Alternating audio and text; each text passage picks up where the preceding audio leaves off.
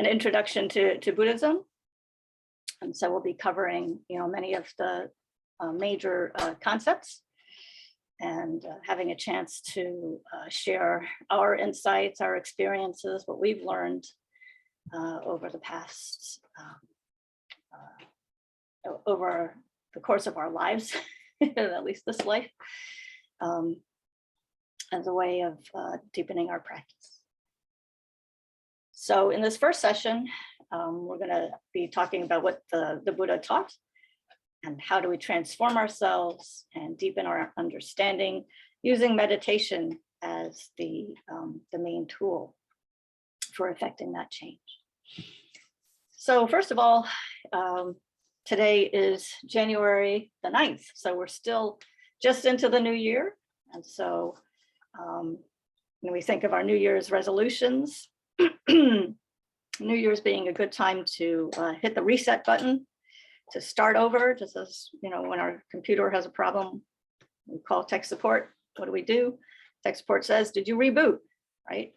And so it's always good advice.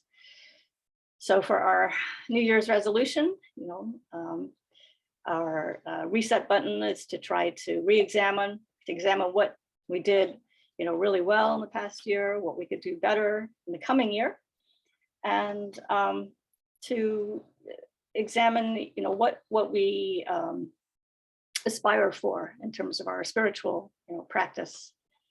It's a time to think about, our values, right? What do we want to devote our time and attention to in this upcoming year? And since this is a Buddhist endeavor, a Buddhist practice, right? So we're thinking not just of the happiness and satisfaction that we derive from this life, but also, looking forward to our future lives, right? And so that's the lens through which, we examine our time, right? It's not just thinking about this life, but really, since we've already made it to this life, based on all of our efforts, all of our merit, all of our practice, then, really, we need to create the causes and conditions for attaining a good rebirth, next life. Okay, so that's sort of the long-term vision. Okay? And so, just to put this in perspective in terms of where we are current time, right? So, the current pandemic, has been a time of great crisis and upheaval. And all over the world, as we all know, everyone's experienced profound mental and physical suffering to different degrees. Millions of people have died around the world. And even those who haven't died have fallen into poverty, into domestic violence. Even animals are being surrendered to animal shelters, or being abandoned, dumped on the roads, because many families can no longer afford to take care of them, the way they did in the past, due to their suffering. So I think what we need to do then is to find a way, to use the suffering that we're experiencing as a way to move forward on our spiritual paths, right? So the point being that we need to recognize that when things are going smoothly, when things are going our way, then actually that can get in the way of progress, on the path, right? Because generally speaking, it's only when the pain in our lives, becomes very great, when it hits that tipping point, that threshold, when it really becomes unbearable, that's when we're willing to take a chance, right? To go out on a limb and try new approaches. So as many people have said, this is nothing very original that I'm saying, but there's a silver lining, in the challenges that we're facing today, right? It's an opportunity to see that it's a chance to move out of our comfort zone, right? In ways that we might not otherwise have done, right? We're almost like forced to change. We're forced by our circumstances, right? So if a wildfire, sweeps through your area and destroys your home, or there's flooding in the area, etc., whatever cause, that causes radical changes, in your life, whatever that might be, it's going to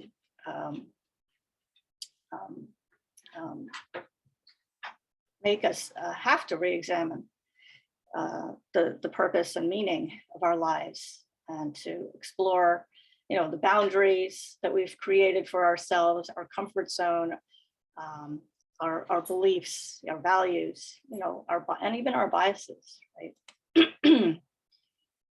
So we have an opportunity for spiritual growth. And when I use the word spirituality or spiritual growth, right? So spirituality refers to our search for meaning, for a sense of connection, for a sense of value, right? Priorities. So the point being that it relates to our mind, right? Or to our inner world, instead of our physical, body and the external world, right? So part of what we're looking for, I think, as we endure these times of crisis, hardships, is how to accept and how to endure, how to create a sense of resilience, right, for all that's being, thrown our way. So how we rise to the occasion, right? Whether it's with, this chronic fear, this low-level anxiety that I think many of us are experiencing, myself, included, or whether we can go through these difficult times, with a sense of calm acceptance, or even, a sense of welcoming, in a way, welcoming these challenges. It really depends on how we're able to frame, or to picture, or even, almost like to Photoshop our version of reality, right? It's very much a sense of, the reality is something of our own construction, right? And so it's through understanding the teachings and actually practicing what we've learned, putting it into practice on a day-to-day, moment-to-moment level, working with the mind to be able to transform what we're experiencing into a positive. So that's very much the essence of what we'll be talking about in this series of classes. So we'll be discussing, one way of representing reality, and that's the Buddhist path to enlightenment. So, as the Dalai Lama points out, we each have our own viewpoint, which is shaped by our culture, by our background. So, there isn't like a one-size-fits-all spiritual path, right? That's a really important point that the Buddha, made over and over again. Right? There are many, many different individuals, coming from different backgrounds, different karmic paths. And so, everybody has a spiritual path based on that background. So Buddhism isn't, for everybody. And there are many equally valuable other traditions, other paths. And so respecting, other spiritual traditions is very much an important practice. And in fact, the Buddha himself taught many different perspectives, very many different ways of understanding reality based on the needs of the individual practitioners, individual students. And oftentimes they're almost, contradictory. They're seemingly very contradictory. We just follow the path that seems appropriate for us, at this point in our spiritual development, and then just continue to investigate and explore and see what makes sense.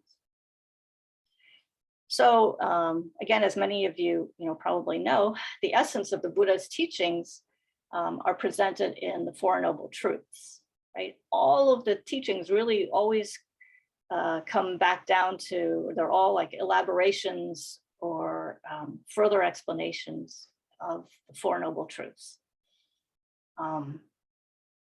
And so the first of these guiding principles, so to speak, opens our eyes to the nature of suffering, right?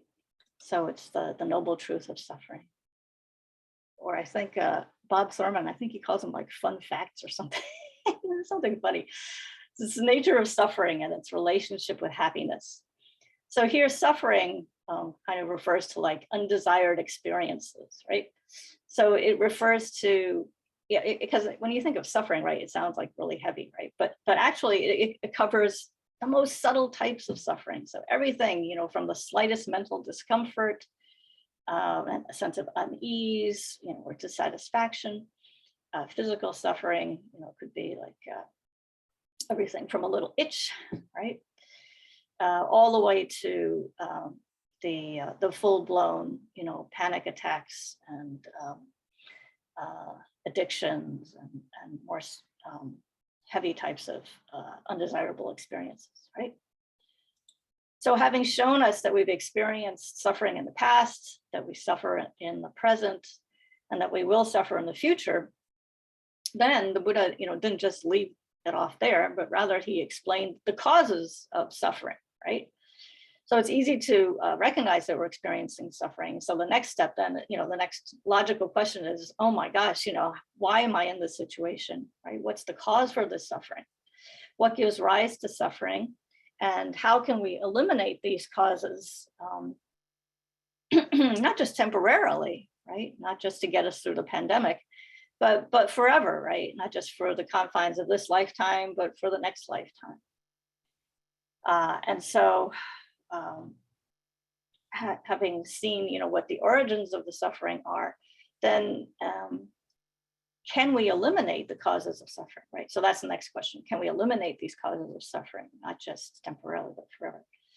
So in the third noble truth, the Buddha explains why it is possible to transform our deluded, self-cherishing minds into the enlightened state being the state of universal, love,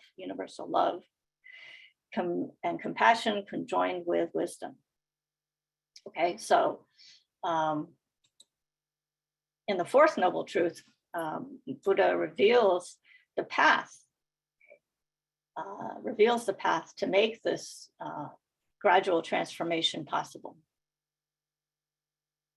And here, path is a word that we use, in many different ways, but here path means it's developing, the consciousness. It's a awareness that eliminates undesirable experiences and their causes. So again, this is the idea of enlightenment is one of transformed consciousness. It's a mental state. So I hope that as we go through these sessions that you'll notice, or that I can make the point clearly that the Buddha's way of thinking really turns our way of thinking completely, inside out. And it helps us come into contact with and manifest our own innate sense of humanity and goodness, right? So it's our own Buddha essence that we strive to reveal.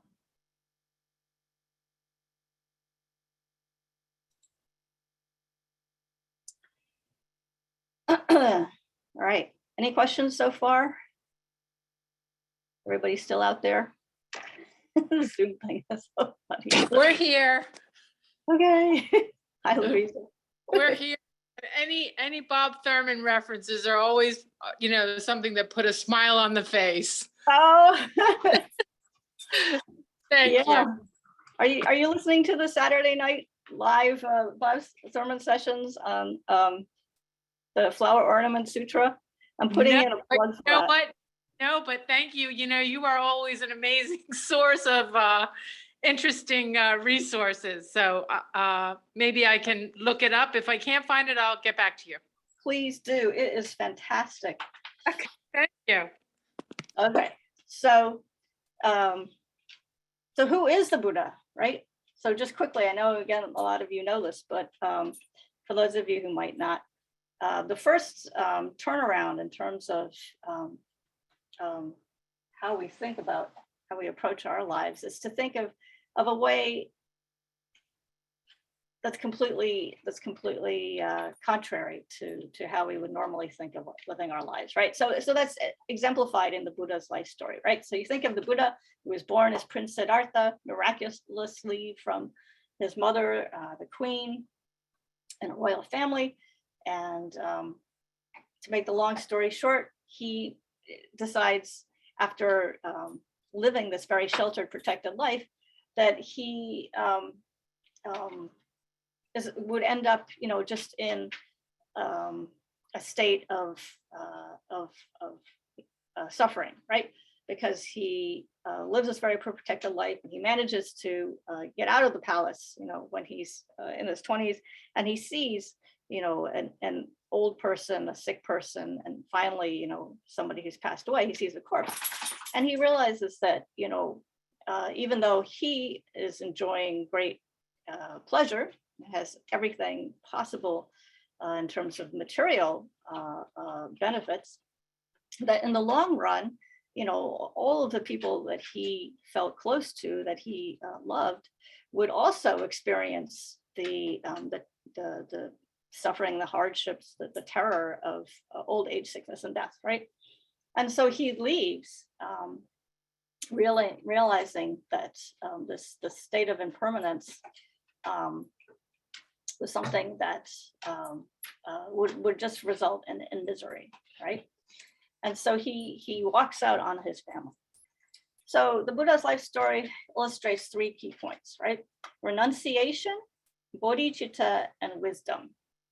So we might think that there's no way that we could walk out on our loved ones like the Buddha did, right? I certainly, that's my first reaction was, oh my gosh, I could never do that. So we might think that, renunciation means giving away all our wealth, all our possessions. But what's even more important than physically giving away the wealth and possessions really is that attachment. The attachment to what? The attachment to self-destructive tendencies, right? To our negative habits of mind, to our fear and anxiety, right? Giving up our anger, giving up our obsessions, giving up our addictions, and all the other mistaken, powerful emotions that dominate our lives. So when we talk about renunciation, that's really the meaning of renunciation. It's not just giving away, your car and your house.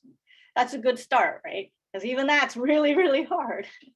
But ultimately, what we're talking about is, cleaning house up here, right? It's giving up all of these negative states of mind, which tend to revolve around me, myself, and I, right? It all comes back to the sense of self-cherishing. And so we'll talk about that, in greater depth throughout the class. But essentially, that's what renunciation is. It's giving up these states of mind that cause us to take rebirth and samsara over and over again. So of course, this isn't easy, right? We've all tried this. We're all practicing this, I'm sure, and however the best ways, as best as we can. And we know that this isn't easy, right? So, it takes years. It takes years of being able to identify these emotions and working with them patiently, chipping away at our addictions, or at our fears, at our phobias, slowly, slowly, slowly.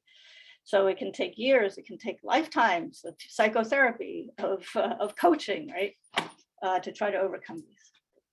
I'm just kidding, but it does take concerted patient effort. So the motivation for doing this hard work is the second point, right? It's bodhicitta, it's which is the mind of enlightenment. It's the burning compassion that fuels our commitment to freeing others from the suffering of samsara, right? So Buddha left his family, as I said earlier, right, to find a way to rescue them from samsara, right? That was his motivation. It wasn't really so much, gee, I'm abandoning ship so that I can go off into the forest to find a way to make, myself happy so that I can free just myself from suffering. Rather, he was motivated out of compassion and love for his family, and for the community around him, for all the people that, his father supported, throughout his kingdom, right? That was his motivation for following the spiritual path. So what is, enlightenment? Finally, what is enlightenment? So it's, again, it's not a place, it's a transcendent state of mind that we create through this gradual process of meditation, logical reasoning and analysis, and working for others' welfare. Okay. And so we've got renunciation, bodhicitta, and wisdom.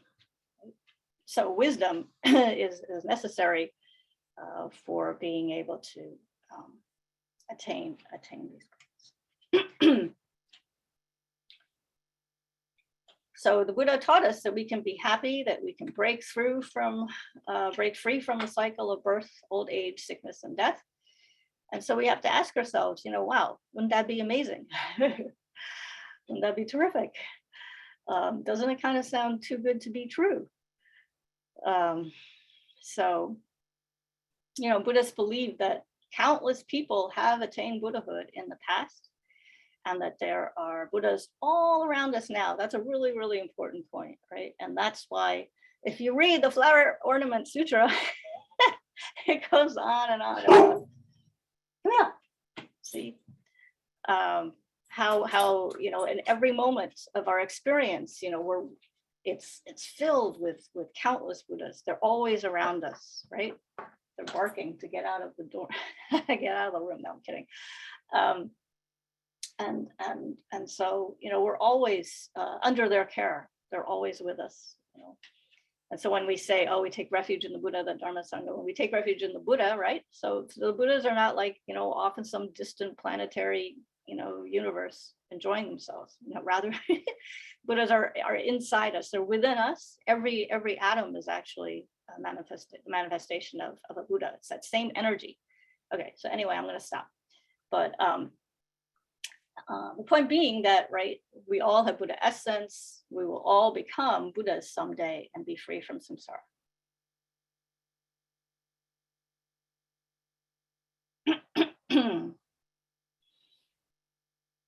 So that's an important point, right? So every living creature that has a mind, and some people say plants too, but anyway, let's just leave it as every living creature that has a mind, right, will one day become a Buddha. And so that's why, we should treat them with equal respect, right? So Buddhas are omnipresent, and they are omniscient, right? So they know what we're thinking and feeling. They hear and respond to our prayers. They can discern our past lives, but they're not. What are they not? Everybody shout it out. They're not omnipotent, right? They're not creators in the biblical sense.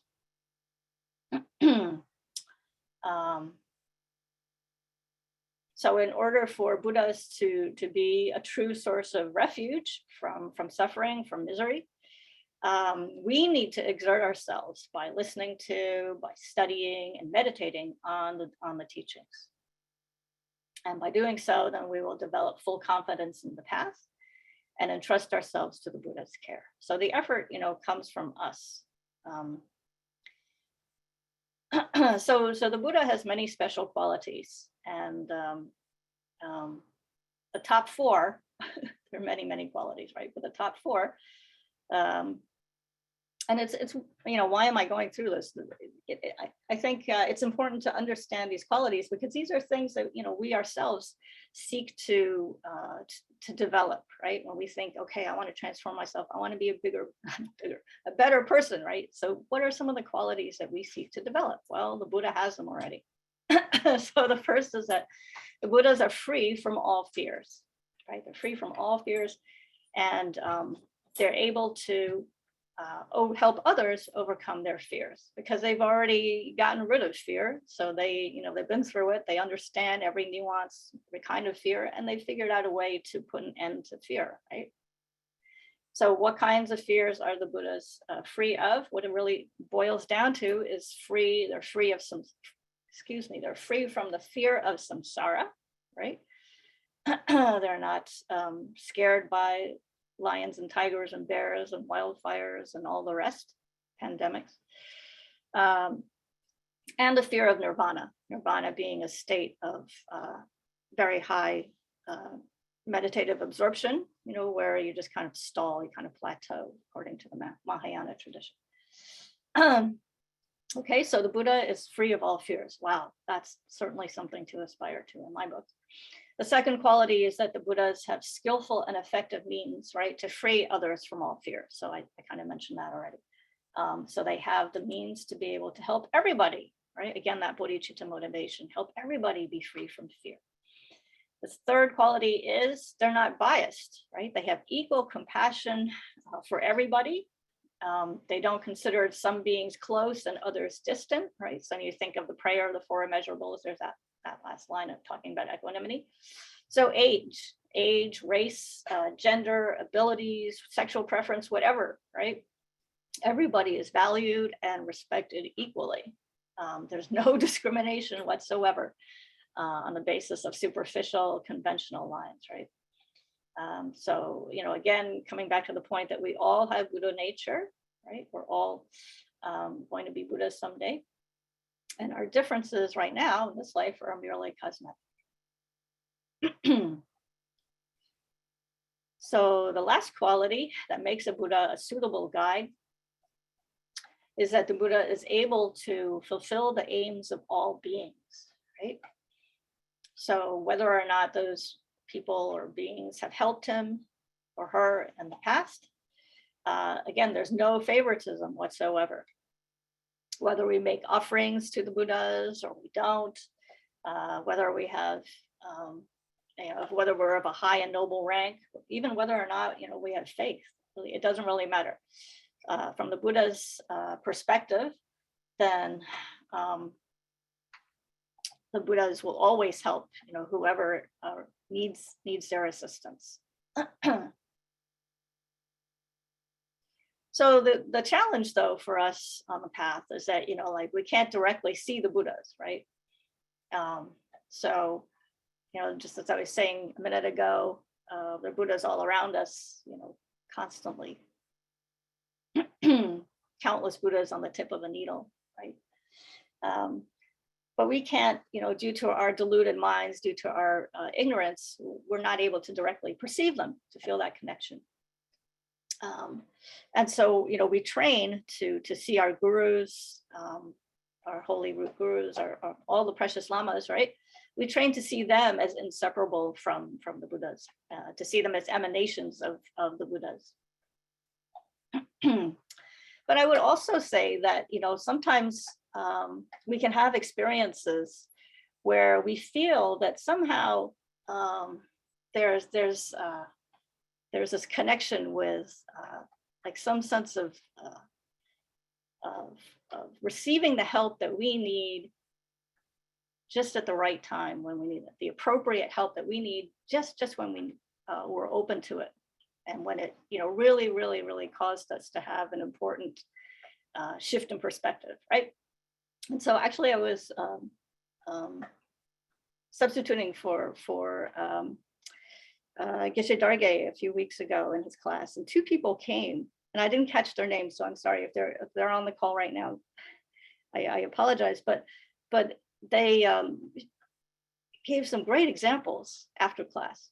So one person said that he was in a boat and he was trying to row this boat across a lake, and the water became very choppy, and he started getting a little bit nervous because he had to safely, get these people to shore. And it was getting dark and everything. So he's getting a little nervous. He's rowing the boat, and he saw a loon.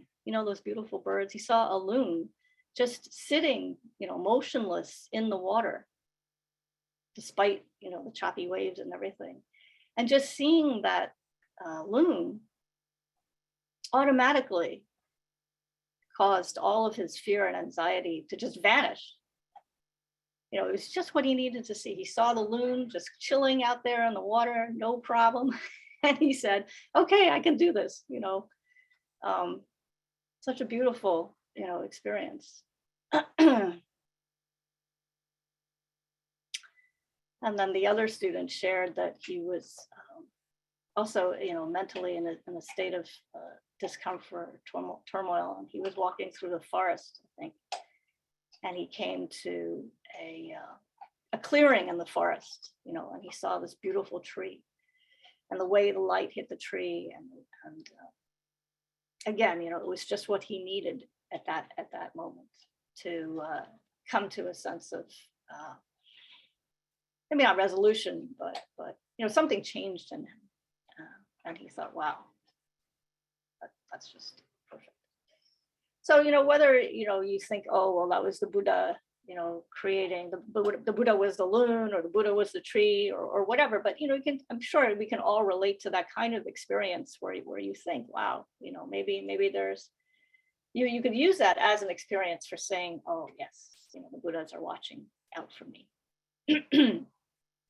Right? So there's some sense of a connection with something, other than ourselves, something looking out for us, I think. I mean, there are just so many examples. We could go on and on. And that's your homework, to think back of experiences where you have felt that that's true for you.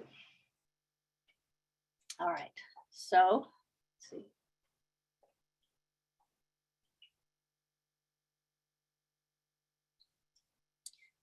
So the Buddha's teachings identified, three main causes that result in our undesirable experiences of this life.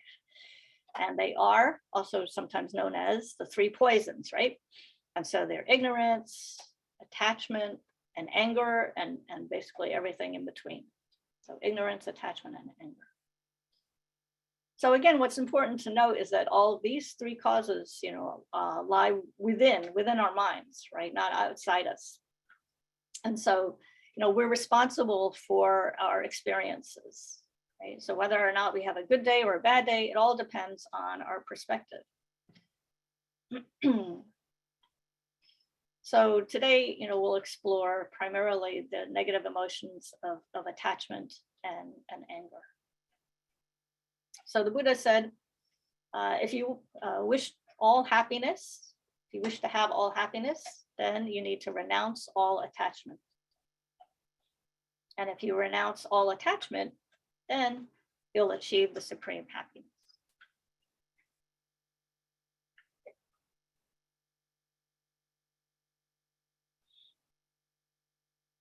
So happiness is found within our minds and not out there online, right? So even though we try very, very hard to find happiness, shopping online, as we all know, it's just not out there. No matter how many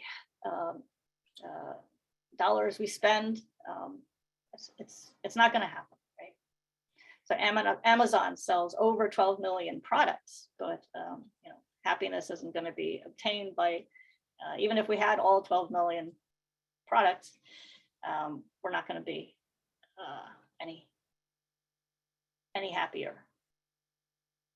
Because if true happiness were to be found outside, then the more stuff we had, then the happier we would have to be, right? But we know that that's not the case. There are limits as to how many, fine wines we can savor, or how many good cookies we can eat without becoming, sick to our stomachs.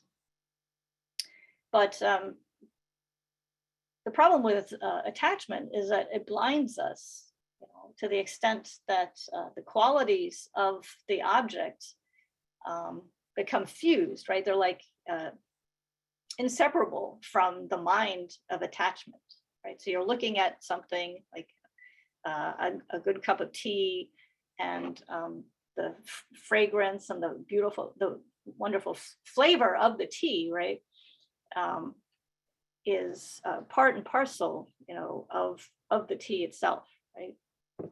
There's no way to be able to say, oh, okay, it's my mind that is experiencing, the flavor and the fragrance of the tea, right? It just seems like those properties, those qualities are inherent in the tea itself, right? The experience of pleasure that I get from drinking this tea seems to be in the tea, right? And so that, if that would hold true for receiving a compliment, from a coworker, or wearing a nice soft shawl in a chilly room, right? All of the experience of pleasure seems to be inseparable from the object itself. But really, all of these enjoyments, as we know, are subjective, right? So they're just a form of attachment, in disguise.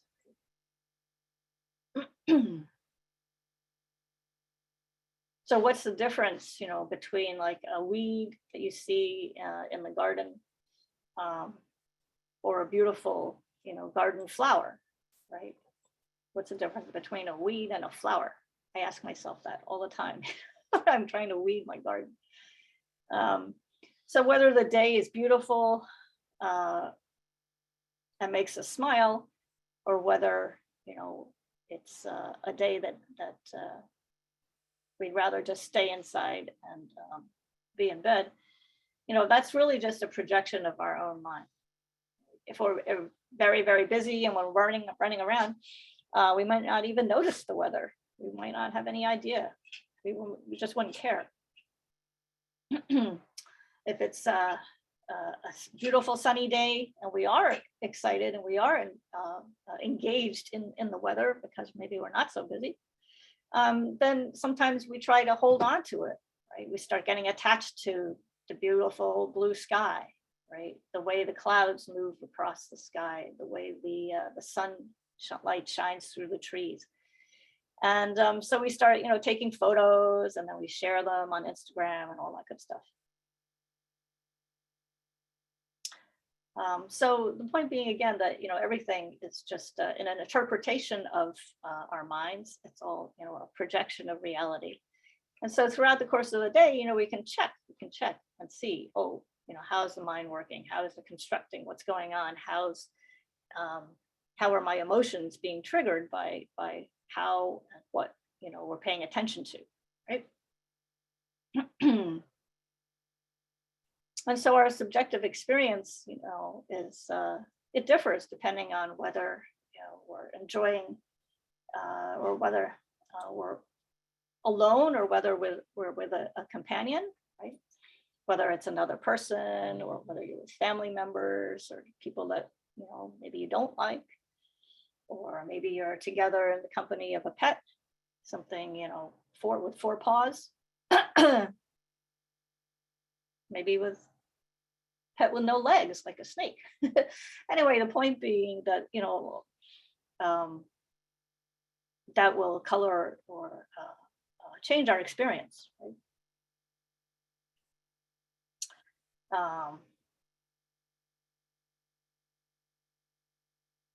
So for my mother, even when the weather is seemingly perfect, she feels great sorrow because it reminds her of my my father who passed away. And so the walks, you know, in the park that they used to go on together, it's not easy for her to enjoy those experiences anymore. So any experience, whether it's pleasurable or not, then is colored by our past.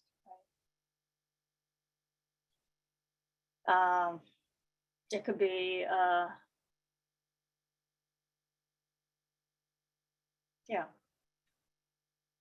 past experience has a great role in determining our experience of the past, of the present, of the present, and even how, you know, we view the future.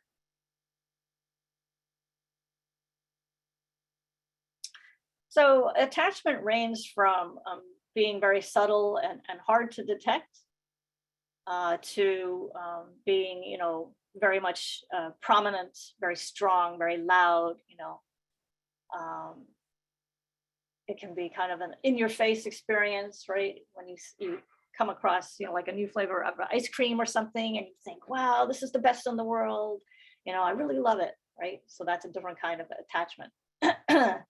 But what are we attached to? So again, this might be a review for some of you guys, but the Buddha was very specific, right? He specifies the 8 worldly dharmas, right? All right, so does anybody remember the 8 worldly dharmas? What are the what are the things that we really want?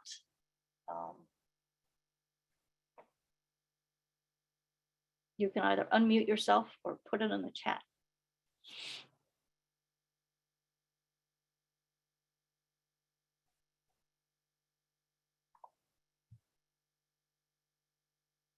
All right, who wants to be rich? Okay, number 1, right? You want wealth, money, property. Okay. What about fame, right? Everybody wants to be famous, or a lot of people want to be famous. To have a good reputation, right? And then the last one is happiness, or, you know, like physical comfort in general. And so then the opposite would be things that we don't want, right? So we don't want displeasure. We don't want fear and even anger. So it's the lack of wealth or poverty. It's we don't want, and then the second being, we don't want to be criticized publicly. You know, we don't want to be ignored. We don't want our reputation to be tarnished. We don't want people to say bad things about us in public. We don't want to be hungry. We don't want to be cold. We don't want to be overworked. So there are 4 things, you know, that we want, and then the opposite being the 4 things that we don't want. So these are the 8 worldly dharmas.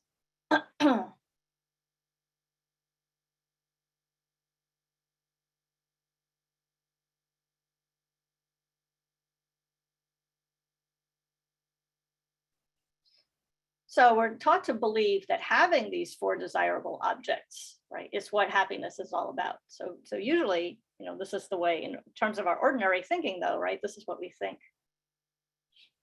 would make us happy, right? Having wealth, having fame, reputation, comfort, not having the opposites. That's what life is all about, right?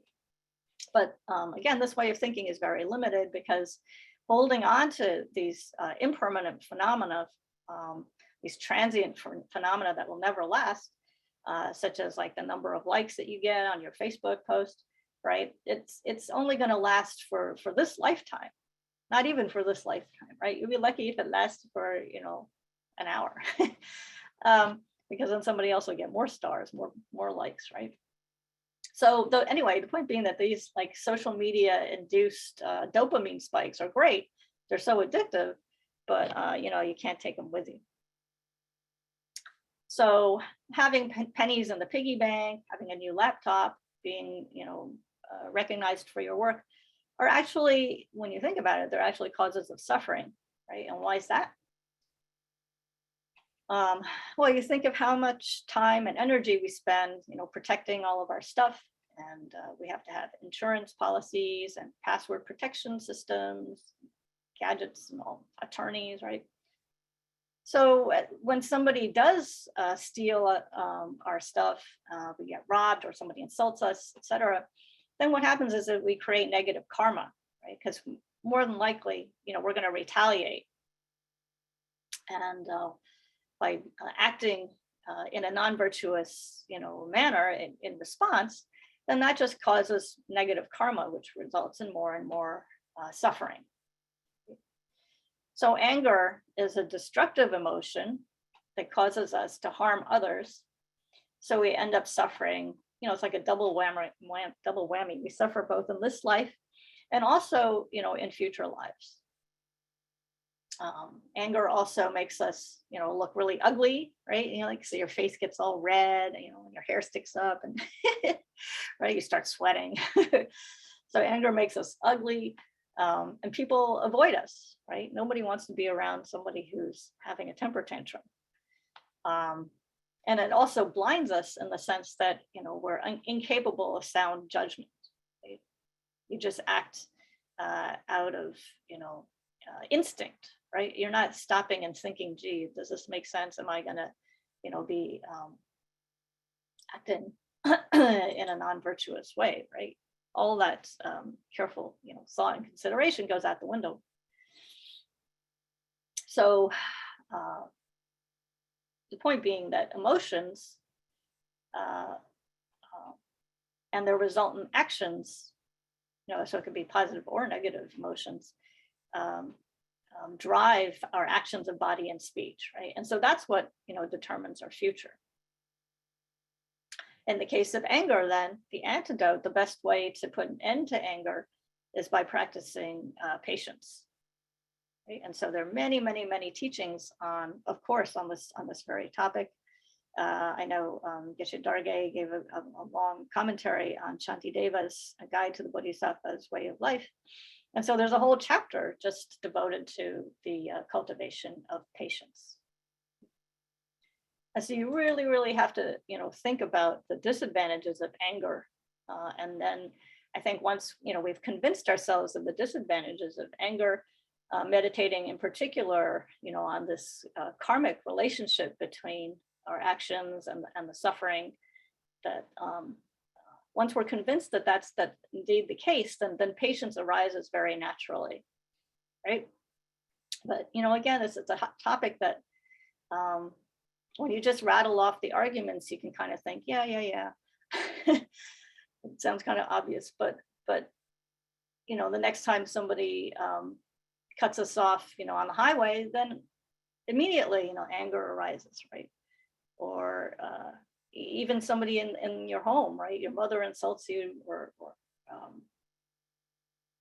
immediately, again, you get irritated, right? So it just shows that, like, and I'm just relating this to my own experience, right?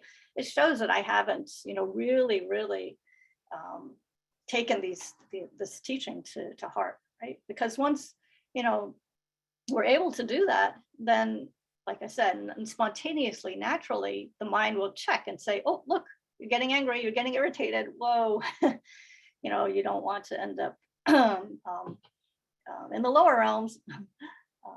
So naturally, slam on the brakes, mentally, and apply the practice of patience. Okay.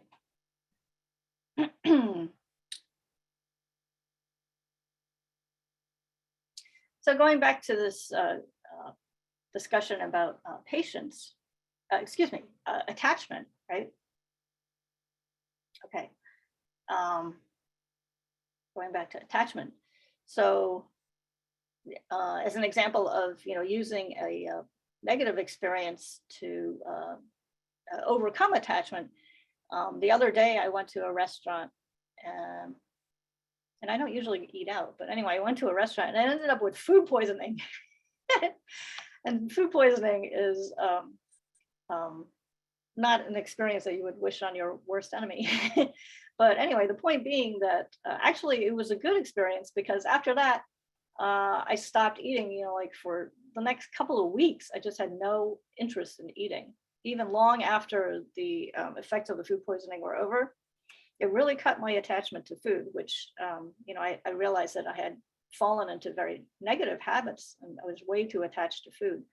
But food poisoning, at least for a few weeks, I was good. So likewise, and this is not a joking matter, but, with COVID, right, if you experience a loss of taste, then again, your interest, your desire in food would be greatly, diminished, if not non-existent. And so from a Buddhist perspective, how should we consume food? So this is an example of practicing Buddhism in daily life, right? How should we have a proper relationship with food?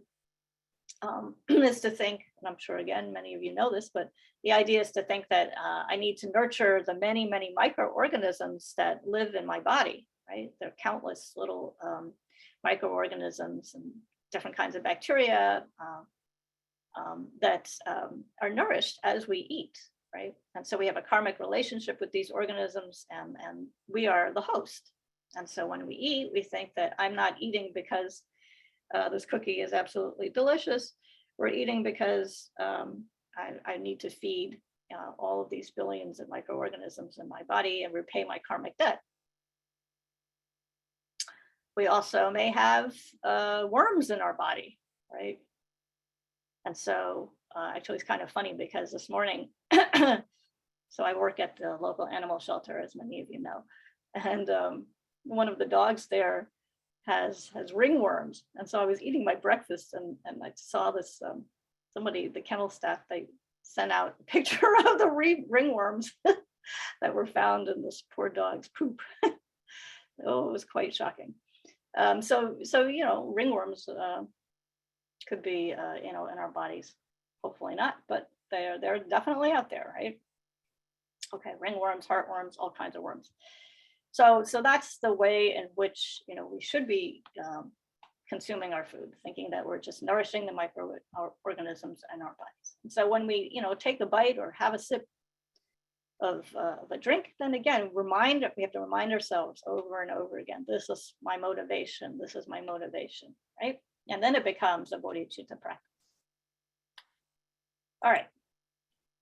So I may want to make sure we have time to do the meditation.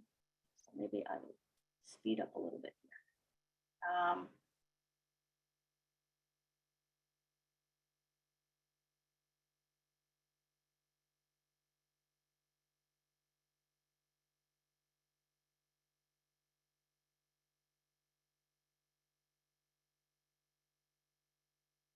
So the type of mind, the mind of attachment, I think this is worth pointing out. The mind of attachment it's not like a peaceful happiness, right? When you really want something, you get excited, right? It's a distracted, high energy type of desire, right? I mean, it could be more subtle, but in general, it's kind of an agitated, reaching out, you're grasping something, you're bringing it in towards you, right? So it is a, maybe more, it could, well, so again, it could range from being like a very subtle sense of excitement all the way to, a completely overpowering sense of excitement. But it does, cause that action of reaching out and grabbing something, bringing it to you, whether it's, again, mentally or physically. And it blinds us to the workings of the mind, right? It blinds us to what's really going on, how we're constructing reality, how we're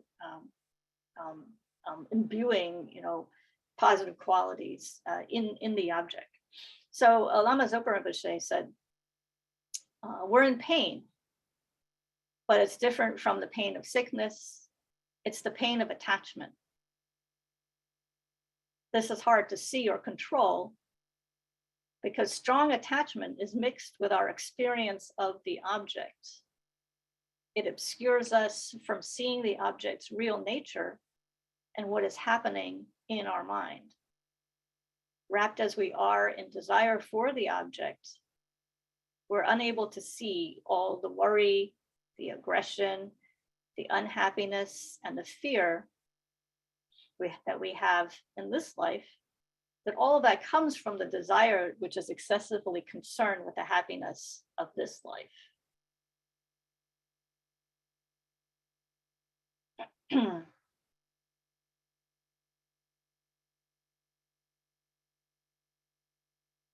So that's why, this idea of renunciation is so important, right? Being able to see clearly how desire tricks us, desire for mistaken objects, non-virtuous objects, how that, really tricks us. And so we need to be able to see clearly in order to practice true renunciation.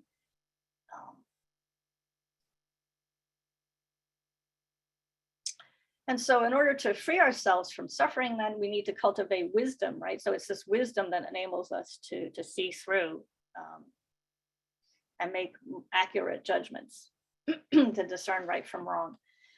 That helps us transform negative emotions, such as attachment, anger, jealousy, and pride, right?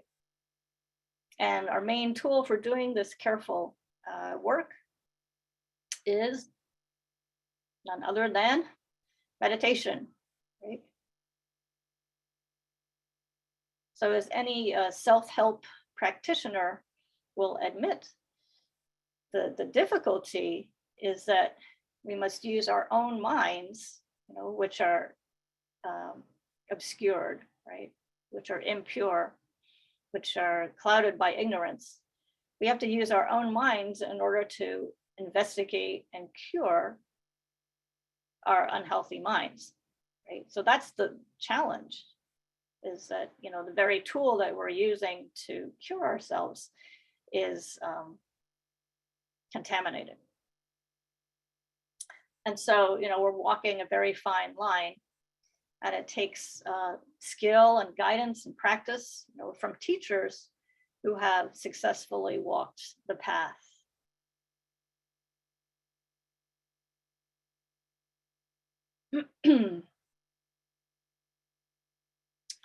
So, through meditation, we can redirect our powerful habit energy of desire and attachment. We can break its obsession with these worldly dharmas, and we can use that same energy to our advantage, right? So we can turn it instead to the goal of attaining supreme enlightenment. And likewise with anger, we can use the force of anger to burn through our laziness, to fuel our practice, and to continue to help others despite our hardships. Right? Even regret can be put to good use. So we're often overcome by regret and remorse. We feel trapped in the past that we can't change. We're haunted by apologies that were left unsaid. We're haunted by things that, we shouldn't have done. Right? All of that is regret.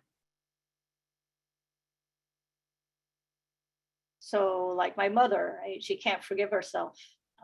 She's beset by doubt as to whether she did everything she could have for my father as he was dying. There isn't a moment, even though my father died over a year ago, she's always, every moment of the day, that doubt comes back and haunts her. So, regret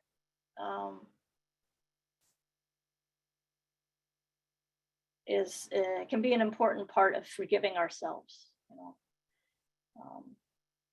It can be a way to move on. So we can harness like this genuine sense of regret with regard to, particularly, or really in this context, we're talking about, negative behavior, right? Something that we did intentionally to harm others. So we should have regret for negative behavior, right? So first it means, we have to acknowledge and recognize that we hurt somebody, and then regret that we did it. And by regretting it, then that opens the door for being able to say, okay, I'm never going to do that again, right? And so that's the transformation in our behavior and our attitude. Right? Recognize the non-virtue, you regret the non-virtue, and then you practice the remedy, and then refrain from ever committing that same harmful act, in the future.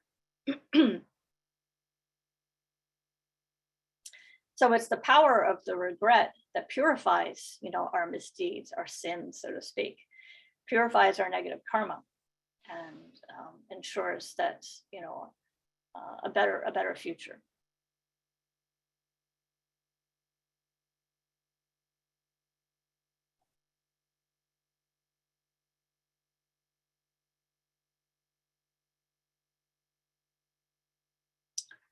So turning now to meditation. Well, are there any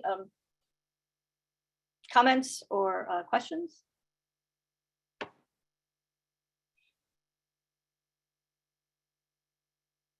The next topic is going to be meditation.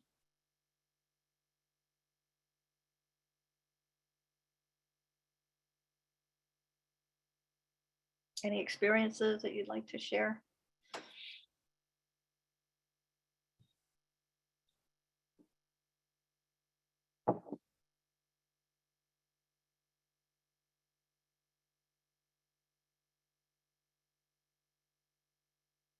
I've been droning on so successfully that my dog has finally fallen asleep. Okay, so as I mentioned, then the primary means, the method for being able to understand our minds and to gradually transform our negative emotions is through meditation. And there are two main types, right? Two main types are, shout them out. Analytical. Uh-huh. Yeah. Analytical, and what's the opposite when you're not analyzing? You're just, not just, but. Single-pointed? What's that? Single-pointed? Yeah, single-pointed meditation, like concentration, right? Okay, or stabilizing meditation is another way of thinking about it. Yes. Okay. So stabilizing meditation or single-pointed meditation, right? It's just being able to focus your attention on your selected object for as long as you would like. Right? So it could be an image, it could be, or it could be the movement of your breath.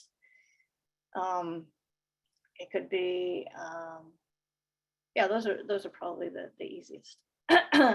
And then analytical then is, when you're meditating on a particular point, right? And you think of all of the different aspects of the point. So let's say, you're thinking about the Buddha's qualities, right? Or you could think about the Four Noble Truths, right? So you pick a particular topic, and again, you go through all of the arguments or all the points that you've read about, in different commentaries that you've listened to and received, teachings on, and you go through all of those in your mind, point by point, until you generate a sense of conviction, until all of your questions, are resolved or answered. And then once you've done that, then you can focus single-pointedly on the feeling. There's an actual, feeling that arises at the conclusion of your analytical meditation, right? So let's say, you meditate on the Buddha's qualities for a while, and then you think, wow, I really feel like that's something that I wish to achieve for my mind. That's my New Year's resolution. I want to be like the Buddha, right? I want to be able to be free from all fear. I want to be able to share that ability. I want to be able to free, my mother, my brother, my neighbor, my community, I want them also to be able to be free from fear, and I want to be able to do that. Okay. So then you stop, having gone through all of that, then you stop and you just kind of relax into that conviction, relax into the feeling, that powerful feeling that you have generated, right? So that's kind of part and parcel of the analytical meditation. So, so we've got, let's say it's 11:06, right? So 10 minutes. 11:17. Let's try this for 20. Oh, that sounds kind of long for a Zoom call. Let's start with 10 minutes because it's Zoom. And then we'll start with the stabilizing meditation, and then I'll do a little bit of analytical meditation. Okay? So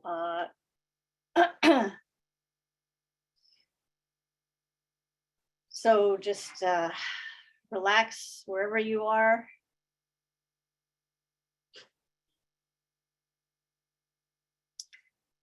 Think that you're safe, completely protected.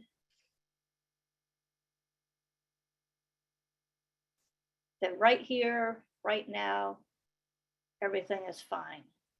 Right? We can fully relax into the present moment.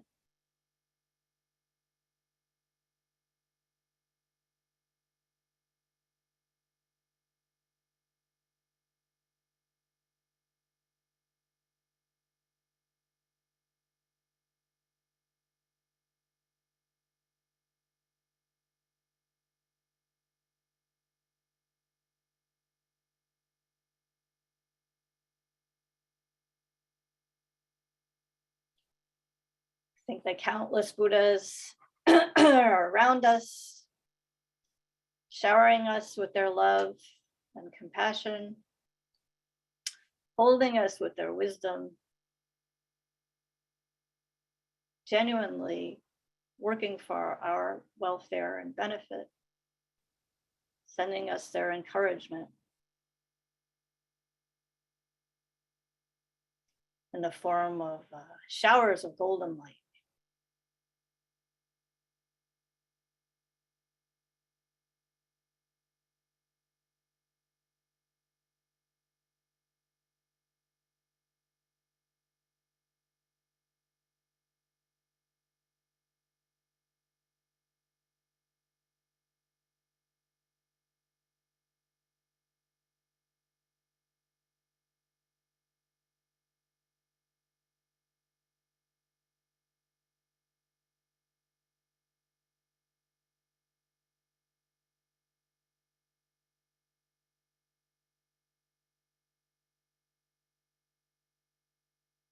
So just remain with that image of receiving all the Buddha's love and compassion and wisdom in the form of a stream of golden nectar or golden light that enters you from the crown of your head, completely filling you, making your body translucent, filled with light, filled with energy, filled with the Buddha's magnificence and qualities.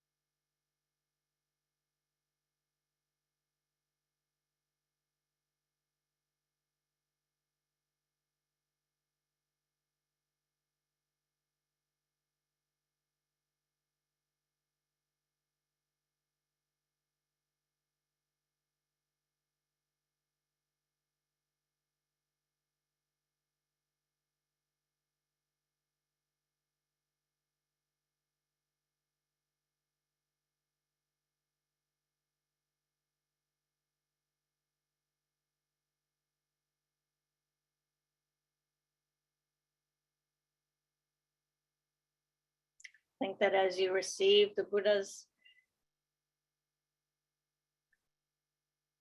wisdom energy in the form of golden light, that all of your fear and anxiety, all physical and mental suffering vanishes instantly.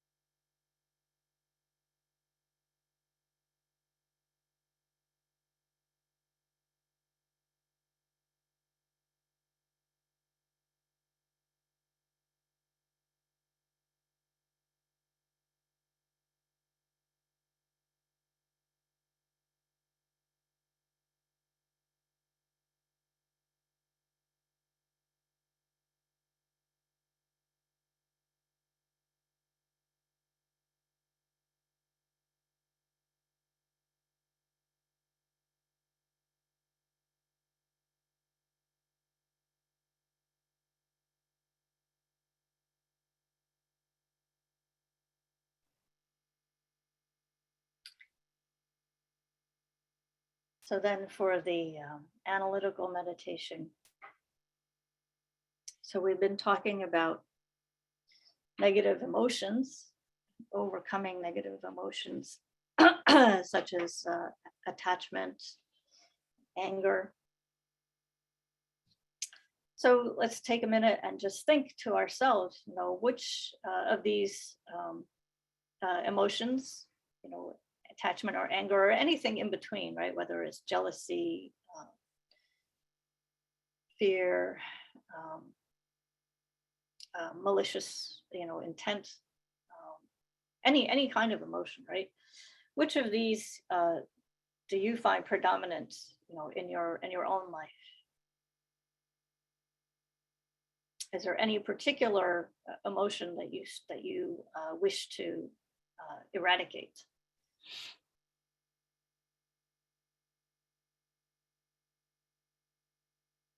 So which emotion is strongest? And then try to explore also, how does it operate?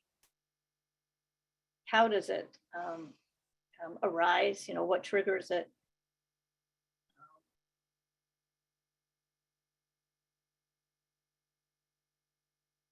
So let's start there. Okay. So we'll do that for about 5 minutes.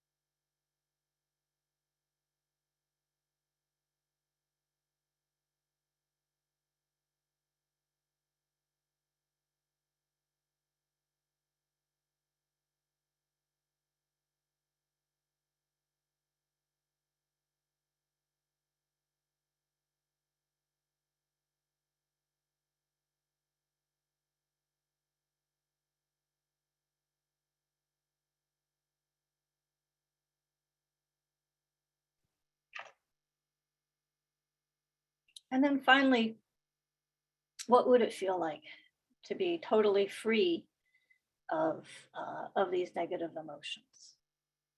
Just try to imagine, what kind of mind that would be, and just rest in that feeling.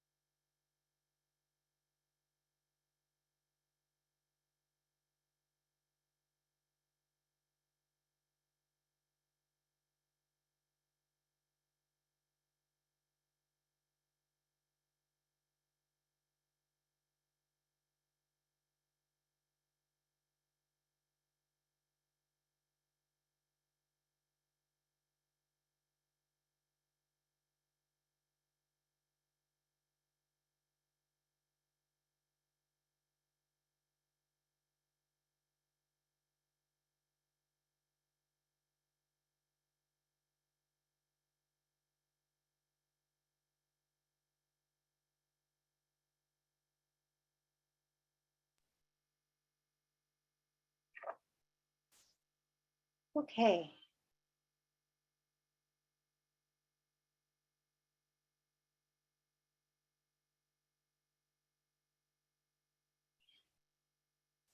So by way of a short recap for what we've covered in this session today. So we talked about how the mind, under the control of the three poisons, gives rise to misery. We talked about how anger, burns up our positive karma, right? So anything good that we've done, all of our virtuous stock of karma gets burned up in a flash of anger. Retaliation, when somebody harms us, retaliation may feel good and right and appropriate in the short term, but it leads only to long-term suffering. So instead, what we need to do is to focus on cultivating qualities, such as acceptance and tolerance, gratitude, compassion, love, humor, humility, all of those qualities that someone with a noble mind, right, would exemplify. And so, what are the practices that go hand in hand with developing these qualities? So we need to make a conscious effort, right? We need to be aware of what's going on in our minds, at all times. We need to guard against negativity. We need to be cognizant. We need to recognize and be aware of what's going on. We need to kind of like patrol the traffic, in our minds. We need to consciously think, okay, I'm going to turn a difficulty, I'm going to turn a bump in the road into an opportunity. We kind of have to be on the lookout for those circumstances. And then finally, our motivation that we set in the morning, the minute we wake up in the morning, right? So His Holiness the Dalai Lama, he says that the first thing he does when he opens his eyes in the morning is he generates bodhicitta. Okay? So when we say the refuge prayer, that includes generating bodhicitta. And so, immediately we generate bodhicitta thinking that, I've got this beautiful, bright new day ahead of me. I set my intention right now not to harm others, right? To intentionally refrain from harming others, whatever that means, whether it's, walking down the street and then accidentally killing insects by stepping on them. And only, just 100% of the time that we have, in the course of this day, 100% of the time, I'm going to devote myself to serving others, to helping others in whatever way I can. May I be of service and benefit to others. And so this is, particularly for us as beginners, but all along the path, it's primarily a mental practice, right? It's primarily a mental practice. It's that intention to serve, to help others, right? That's really important. Because if we can get that intention down, then that intention then colors and then fuels, our actions of body and speech, right? So that's why it's primarily a mental practice. And so it's that intention, that bodhisattva, the intention of love and compassion that fuels our actions. And then also it's good to rejoice, in all of the virtue that we see in the world around us, right? It's easy to get caught up in the negatives, when we, watch the news or see the news. But focus particularly on all of the positive things that people are doing in the world around us, right? And really rejoice and find that as a source of inspiration. So there are many, many, many people rescuing other people. There are many, many people helping, animals, etc. Right? You don't have to look far to find some good deeds to rejoice in, to celebrate. Right? And to think, may I also be able to likewise, sacrifice or give up, my body. May I be able to make an effort in the same way without a second. Without a moment's hesitation, may I be the person who's able to run into a burning building and rescue a baby, etc. So generating that intention is an extremely important first step, and that's something that we can do right now. Right? For every minute of the day, we can be generating that bodhisattva intention.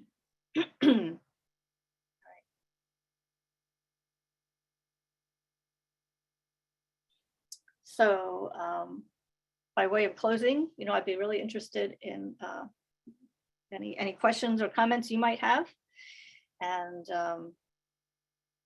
would love to know, what you learned. What are your takeaways from today's session? So if you'd like to either put them in the chat or unmute yourself and share if there's anything that you thought worked well or didn't work well. If you have any comments for the future sessions, that would be helpful.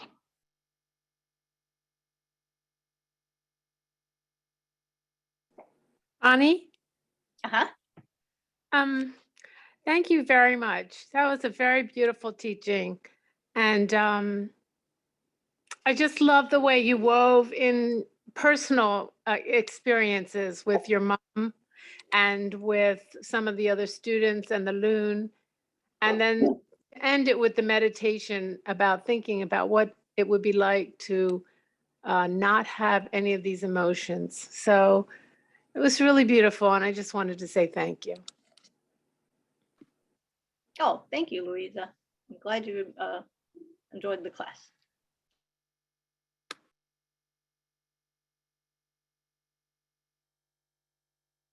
Any other takeaways? Any New Year's resolutions out there that you feel like sharing? I'll tell you what my New Year's resolution is. It's to be more generous. Kensho Rinpoche has been giving this long teaching on Shantideva, and generosity was, it's the first of the 6 perfections, right? So I got to work on that more.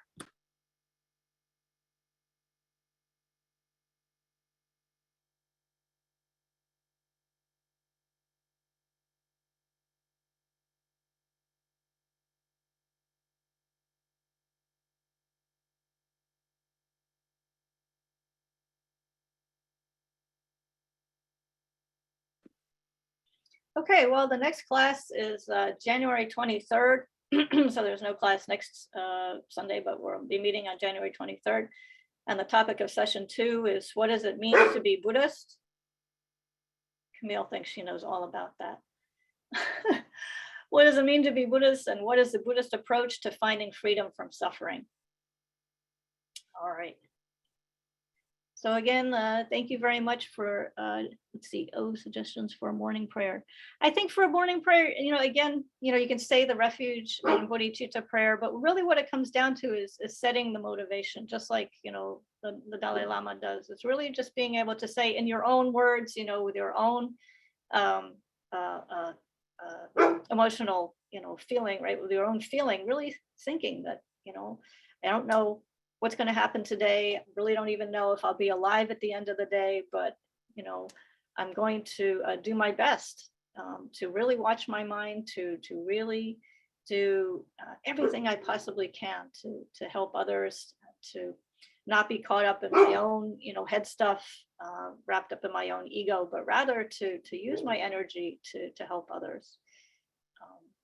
So I think that's in a way, it's better than just formulaically, repeating a prayer that you read in a book or something. It's really better to just do it yourself, to think of ability to our infinite ability, our infinite potential to generate and perfect love, compassion, and wisdom. Okay, hope that helps. All right. I have a question. Okay. Are you ever available to speak further about any of these topics? In particular, I'd be interested in talking with you about more about these applications with social justice and how to, when you're in that, world of and fighting for it. Sometimes, there's more challenges and things like that. So do you ever meet with students and chat with them about? Yeah, no, absolutely. Yeah, I'd love to. That's a topic that's near and dear to my heart. I know. And I'll certainly make an effort to weave that into the next few classes as well. Thank you. Okay. Yeah. Okay. And do you have like an email? I never. Yeah. I Okay. can put it in the chat. Here we go. Hang on one second. I'm going to open the door so my dog stops barking. Yes, Camille. It's to everyone here. Everybody in the meeting now has my email. Okay.